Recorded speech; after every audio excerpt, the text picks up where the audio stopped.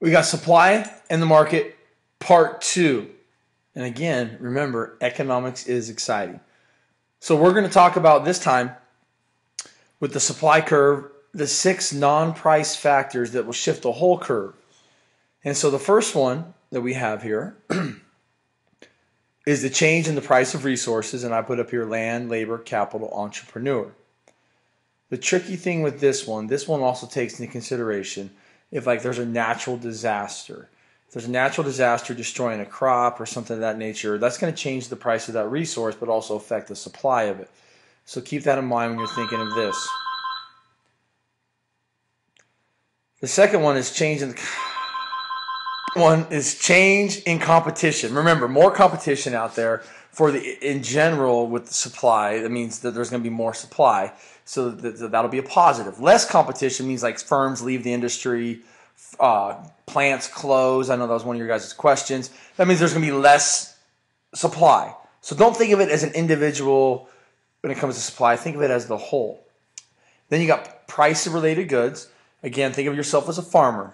You're going to get paid $1 a pound to raise pork, or you're going to get paid $3 a pound to raise chicken. If it doesn't cost any more to raise the chickens as it does the pork, you're going to raise chickens because you want to get paid more. All right, so changing the price of related goods. Those are related goods. That's just an example.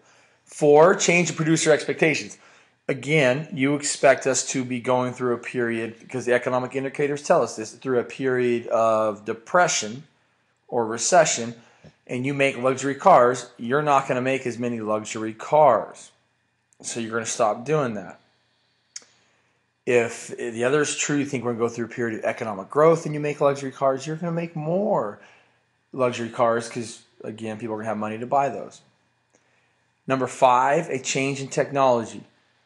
New technology that you have, minus the fact you're going to have to pay for it, it's going to cost you a little bit of money. It's going to take away from your profit, but new technology that you have is going to have a positive effect on the supply curve, so it's going to shift it to the right.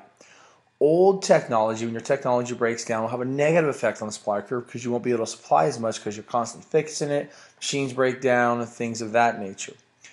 Number 6, change in government tools. Now there's 3 of them here, remember that. I have 2 that are negative.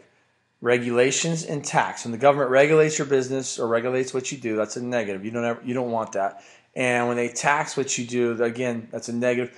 What these 2 do is they take money away from your ability to buy more product, thus supply more, hire more employees, buy more machines, thus you can't supply as much. So take money out of your pocket, which you can put back into your company, and thus supply more. The next one is a positive, and it is subsidies when the government will pay for part of the production of your company. They will pay for any part of that. That is a positive. That is a subsidy. I should say thus, since I just did all that with the negative, but I won't. Anyway, next one. Let's take a look at an example here. Supply curve questions. One of the first question on your guys' worksheet was draw a label and explain what happens to the supply of blue jeans if more firms enter the industry. Again, we got labeled here.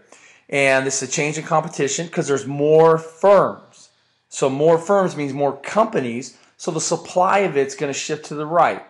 So that's what we have here. S1 to S2 is going to the right. And this is blue jeans. So again, change in competition.